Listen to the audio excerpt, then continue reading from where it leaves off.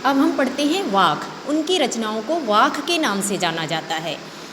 जिसमें उन्होंने हमारे जीवन की नश्वरता कि जीवन जो है मानव का अल्पकालीन है, मतलब थोड़े समय का है, और हम इस गलतफहमी में रहते हैं कि जीवन हमेशा बना रहेगा और लंबे काल तक चलता रहेगा।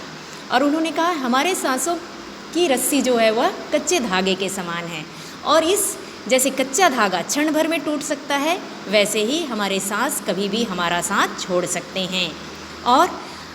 हमारे जो लालच के बारे में बताया है कि खा खा कर हमें, मतलब हम कितना प्राप्त कर लें, कितना हासिल कर लें, हम जो इस जद्दोजहद में पूरे जीवन को व्यर्थ करते हैं, उस सच्चाई से हमें बताया है कि दुनिया से जब हम जाते हैं तो कुछ भी हमारे साथ नहीं जाता है। साथ ही साथ उन्होंने कहा है कि हम आते तो सीधे रास्ते में, मतलब दुनिया में ईश्वर हमें बहुत सीधे और सरल रास्ते से भेजते हैं, लेकिन दुनिया भर के मोह माया लालच के द्वारा हम गलत रास्ते को अपनाते हुए जाने के समय एक टेढ़ा रास्ता और कठिन रास्ता चुन लेते हैं, और ईश्वर के पास यानी वास्तविक घर में जाने पर हमें कठिनाई होती है। तो यही उन्होंने बताया है कि हर जीव को वापस ईश्वर के घर जाना है। तो जिस तरह हम ट्रेन या बस में यात्रा करते हैं तो हमें कोई ना कोई टिकट कटा करके पे करना पड़ता है, टैक्स देना पड़ता है, वैसे ही ईश्वर के घर जाने के लिए हमें सद्कर्मों का टैक्स चुकाना पड़ता है। यदि हमारे कर्म अच्छे हैं तो हम आसानी से ईश्वर के घर में प्रवेश पा सकते हैं और मोक्ष को प्राप्त कर सकते हैं।